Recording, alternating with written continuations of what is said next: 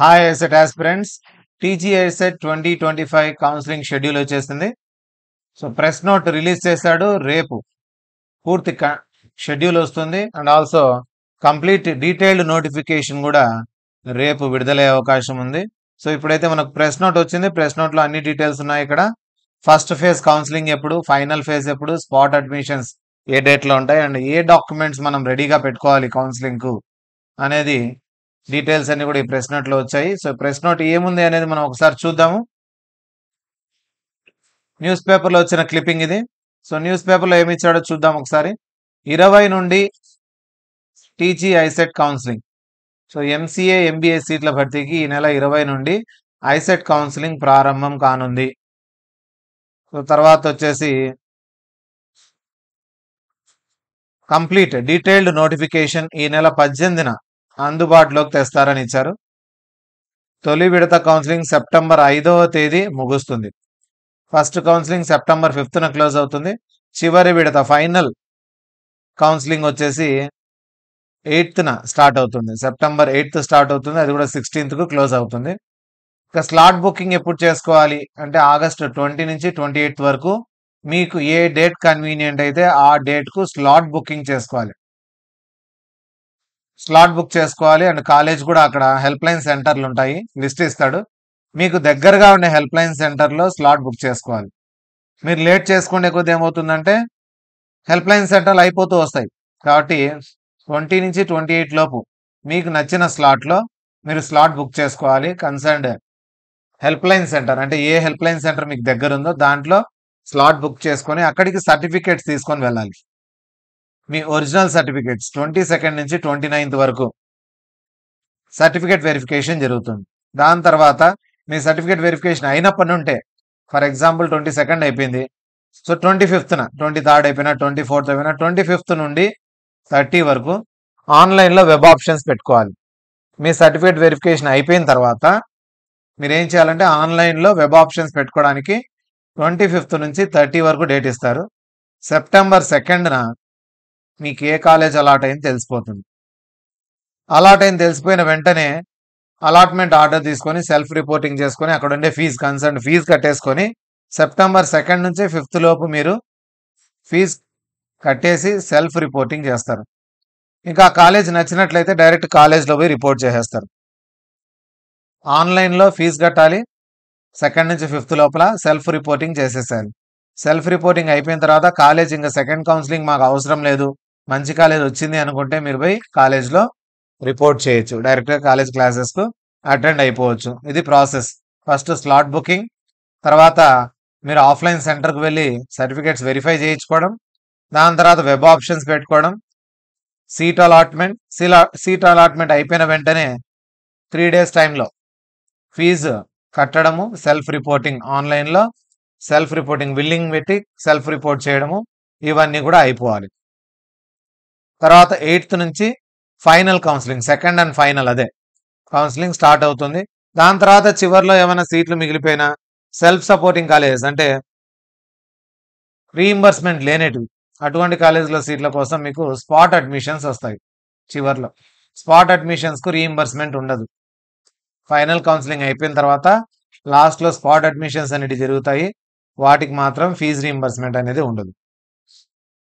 ఇక first phase counselling చూసినట్లయితే మనం స్లాట్ బుకింగ్ ఎప్పటి నుంచి ఎప్పటి వరకు అంటే 20 నుంచి 28 వరకు స్లాట్ బుకింగ్ చేసుకోవాలి. ఫీ పేమెంట్ చేసేసి, ఏ ఫీ పేమెంట్ ఇది కౌన్సిలింగ్ ఫీ పేమెంట్ మాత్రమే. కౌన్సిలింగ్ ఫీ పేమెంట్ చేసి స్లాట్ బుక్ చేసుకొని హెల్ప్ లైన్ సెంటర్కు ఆ డేట్ టైం వస్తుంది మీకు స్లాట్ది, అక్కడ వెళ్ళి వెరిఫై చేయించుకోవాలి. ఎప్పటి నుంచి ఎప్పుడు వెరిఫై అంటే 22nd నుంచి 29th వరకు. 27th ఒక్కటి స్లాట్ ఉండదు verification.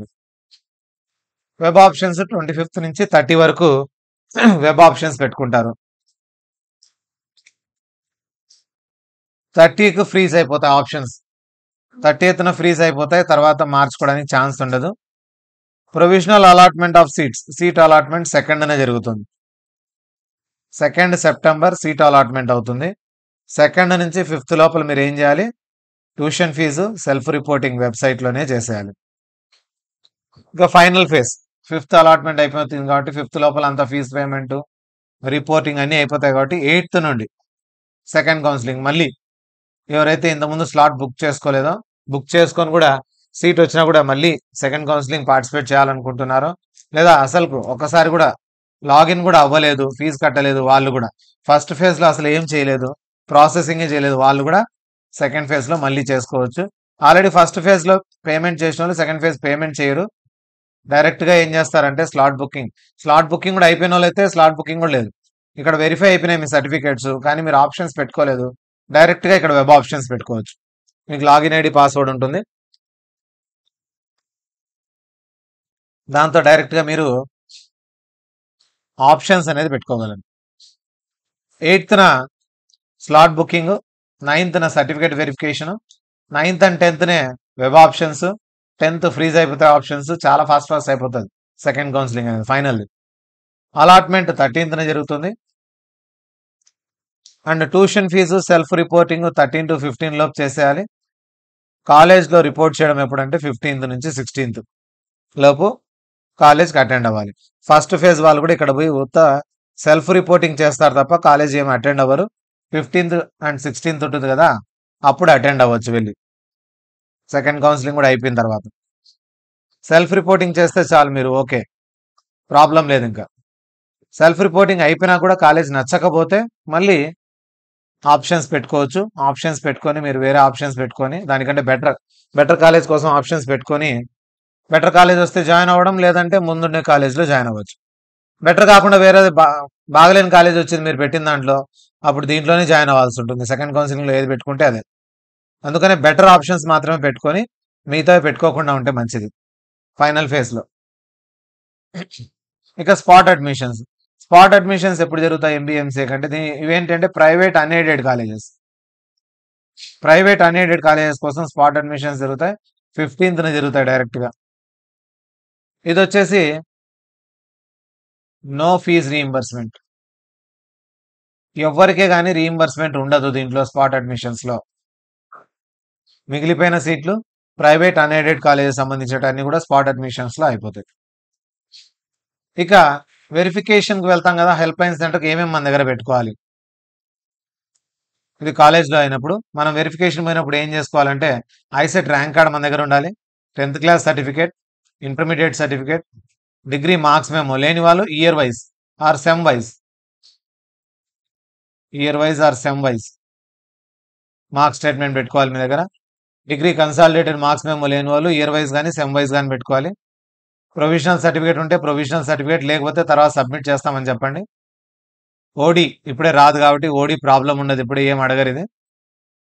Study or bonafide certificate, study certificates compulsory 9th నుండి మీ డిగ్రీ వరకు, గ్రాడ్యుయేషన్ వరకు, ఆర్ బీటెక్ అయితే బీటెక్ వరకు ఉండే study certificates, caste certificate, income certificate, PH అయితే పిహెచ్ సర్టిఫికేటు, టీసీ ఒరిజినల్, ఇది వచ్చేసి కాలేజ్లో జాయిన్ అయ్యేటప్పుడు. ఇది కాలేజ్లో జాయిన్ అయ్యేటప్పుడు ఇవన్నీ ఉండాల్సిందే. మైగ్రేషన్ సర్టిఫికేట్, ఇది కూడా కాలేజ్లో జాయిన్ అయ్యేటప్పుడు. మైనార్టీ సర్టిఫికేట్, ఒకవేళ మైనార్టీ కింద ఫుల్ రీయింబర్స్మెంట్ రావాలంటే మైనార్టీ సర్టిఫికేట్, ఎన్సీసీ అయితే ఎన్సీసీ వాళ్ళు, స్పోర్ట్స్ క్యాప్ కేటగిరీ వాళ్ళు గ్యాప్ సర్టిఫికేట్, ఇది కాలేజ్లో సబ్మిట్ చేయాలి. ఆధార్ కార్డ్. సో ఇవన్నీ రెడీగా పెట్టుకోండి. 2 sets ఆఫ్ జిరాక్స్ కాపీస్ కూడా, 2 sets జిరాక్స్ కాపీస్. సో ఏమేమి ఉండాలి కౌన్సిలింగ్ సెంటర్ దగ్గర? ఏముండాలంటే మీ ICET rank card online download చేసుకోవచ్చు, ఐసెట్ హాల్ టికెట్, మీ ఆధార్ కార్డ్,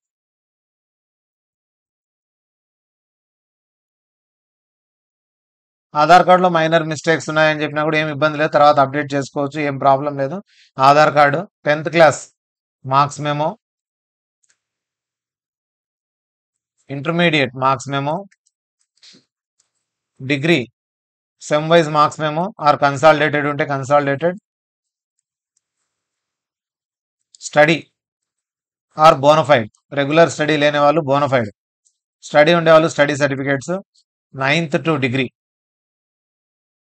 9th నుంచి డిగ్రీ వరకు స్టడీ సర్టిఫికేట్స్ కావాలి. దాని తర్వాత టీసీ అయితే ఇప్పుడే అవసరం లేదు, ఉన్నా పెట్టుకుంటే మంచిది. టీసీ, ట్రాన్స్ఫర్ సర్టిఫికేట్ కాలేజ్లో అయితే కంపల్సరీ ఇవ్వాలి. ఇప్పుడు ఇక్కడ ఇవ్వకపోయినా కూడా నాట్ గివెన్ అని రాసుకుంటారు, ప్రాబ్లం లేదు. సో స్టడీ, బోనఫైడ్, తర్వాత టీసీ, దాని తర్వాత వచ్చేసి caste certificate, caste certificate updated only ఈడబ్ల్యూఎస్కి ఒక్కటే అవసరం. మిగతా వాళ్ళు ఓల్డ్ ఉన్నా కూడా ఇవ్వచ్చు. ఈడబ్ల్యూఎస్ మాత్రం ఈ ఇయర్దే ఉండాలి ఖచ్చితంగా. 25-26 వరకు వ్యాలిడ్ ఉండేది ఉండాలి EWS certificate. Caste certificate EWS updated ఉండాలి. క్యాస్ట్ పాతదున్నా సరిపోతుంది వేరే క్యాస్ట్ వాళ్ళకి. ఇన్కమ్ సర్టిఫికేట్ కంపల్సరీ ఈ ఇయర్ది ఉండాలి. 2025కి రిలేటెడ్ ఇన్కమ్ సర్టిఫికేట్ ఉండాలి. మైనార్టీ వాళ్ళైతే మైనార్టీ సర్టిఫికేట్. మైనార్టీ లేని వాళ్ళు దానికి అవసరం లేదు. ఇక ఎవరన్నా స్టడీ లేదు ఇక్కడ మాత్రం రెసిడెన్స్ ఉన్నారు తెలంగాణలో, వాళ్ళకు residence certificate 7 years minimum 7 years ఇక్కడ రెసిడెన్స్ ఉన్నట్లు రెసిడెన్స్ సర్టిఫికేట్ ఉండాలి. అప్పుడు మీరు ఓపెన్ కేటగిరీలో సీట్లకు ఎలిజిబుల్ అవుతారు. రెసిడెన్స్ సర్టిఫికేట్ గానే ఉంటే ఓపెన్ కేటగిరీ సీట్స్కు మీరు ఎలిజిబిలిటీ ఉంటుంది కాబట్టి రెసిడెన్స్ సర్టిఫికేట్. హ్యాండిక్యాప్డ్కి సంబంధించిన వాళ్ళు క్యాప్ కేటగిరీ, ఎన్సీసీ వీళ్ళంతా వీళ్ళ సర్టిఫికేట్స్ రెడీగా పెట్టుకోండి. గ్యాప్ సర్టిఫికేట్ ఇవన్నీ కాలేజ్లో పోయినాక మీరు సబ్మిట్ చేయొచ్చు, ప్రాబ్లం ఏం లేదు. గ్యాప్ మైగ్రేషన్ సర్టిఫికేట్ వేరే యూనివర్సిటీ మారుతుంటే మైగ్రేషన్ 1 ఇయర్ ఏదైనా 1 ఇయర్ కానీ 2 ఇయర్స్ కానీ గ్యాప్ వచ్చింటే మీరు చదువుకోకుండా ఖాళీగా ఉండి ఇప్పుడు ఐసెట్ రాసి ఇప్పుడు ర్యాంక్ వచ్చినాక చేరుంటే గ్యాప్ సర్టిఫికేట్. సో ఇవన్నీ కూడా కంపల్సరీ మీ దగ్గర ఉండాలి. వీటన్నిటిని కూడా ఒక 2 సెట్స్ జిరాక్స్, తర్వాత ఒక 10 ఫొటోస్ మీ ఫొటోస్ పెట్టుకోండి. కాలేజ్లో అయినా అడుగుతారు, ఇప్పుడు అడగమైనా కాలేజ్లో అడుగుతారు కాబట్టి ముందే రెడీ చేసి పెట్టుకోండి. 2 సెట్ల జిరాక్స్ కాపీలు, ఒక సెట్ ఒరిజినల్ కాపీస్, 10 ఫోటోలు పాస్పోర్ట్ సైజ్ ఫొటోస్. ఇవన్నీ మీ దగ్గర రెడీగా పెట్టుకోవాలి, లేదంటే లాస్ట్లో ఇబ్బంది పడే అవకాశం ఉంటుంది. అప్పటికప్పుడు పరిగెత్తకుండా మనం ముందే రెడీగా చేసి పెట్టుకుంటే వీటితో ప్రాబ్లం ఉండదు కాబట్టి ఇవన్నీ కూడా మీరు రెడీ చేసి పెట్టుకోండి. కాలేజ్లో జాయిన్ అయిన తర్వాత కాలేజ్ వాళ్ళు అడుగుతారు సపరేట్ మళ్ళీ. ఇలా ఇప్పుడు అరోరా కాలేజ్ ఉంది, అరోరా కాలేజ్ వాళ్ళు ఏమేమి అడిగారంటే ఐసెట్ ర్యాంక్ కార్డ్, జాయిన్ అయ్యేటప్పుడు allotment order, self reporting, SSC memo, inter memo, degree provisional, degree consolidated ఉంటే కన్సాలిడేటెడ్, 10th ఇంటర్ బోనఫైడ్ లేదా స్టడీ, డిగ్రీ టీసీ అడిగారు, caste certificate, Aadhaar card. OC వాళ్ళకైతే క్యాస్ట్ సర్టిఫికేట్ అవసరం లేదు, ఈడబ్ల్యూఎస్, ఎస్సీ, ఎస్టీ అయితేనే. తర్వాత pH certificate, migration, passport size ఫోటోలు 10 అడిగారు, ఎన్వలప్ కవర్స్ ఒక 10 అండ్ స్టాంప్స్ 10 అడిగారు. సో ఇవన్నీ అడిగారు అరోరా కాలేజ్లో. ప్రతి కాలేజ్లో ఇలాగే అడుగుతుంటారు. ఇది వచ్చేసి కేయూలో అడిగింది. ఒకవేళ ఒరిజినల్ ఇస్తే ఒరిజినల్, జిరాక్స్ ఇస్తే జిరాక్స్ అని నోట్ చేసుకుంటారు, తర్వాత అడుగుతారు. ప్రాబ్లం ఏం చేయరు మీకు. నాట్ సబ్మిటెడ్ అయితే ఎన్ఎస్ రాసుకొని తర్వాత సబ్మిట్ చేయమంటాం. ఎక్కడే కానీ మీకు ప్రాబ్లం అయితే కలిగించరు. నాట్ అప్లికబుల్ అయితే నాట్ అప్లికబుల్, ఓసీ ఉన్నారు, క్యాస్ట్ అప్లికబుల్ కాదు, ఎన్ఏ రాసేస్తారు. సో మోస్ట్లీ అందరూ ఒరిజినల్ అడుగుతారు. ఒకవేళ జిరాక్స్ ఇచ్చినా కూడా యాక్సెప్ట్ చేస్తారు. జిరాక్స్ యాక్సెప్ట్ చేయాలంటే మీరు అటెస్టేషన్ చేయించాలి. గెజిటెడ్ ఆఫీసర్ కానీ లేకపోతే మీ స్కూల్ ఆర్ కాలేజ్ ప్రిన్సిపల్తో కానీ అటెస్టేషన్ చేయిస్తే యాక్సెప్ట్ చేస్తారు. తర్వాత అయితే మళ్ళీ ఇవ్వాల్సిందే, ఖచ్చితంగా ఇవ్వాల్సిందే. వాళ్ళకి టైం లిమిట్ ఉంటుంది. ఆ టైం లోపల మీరు తీసుకుపోయి మళ్ళీ సబ్మిట్ చేయాల్సిందే, లేకపోతే అడుగుతూనే ఉంటారు కాలేజ్ వాళ్ళు.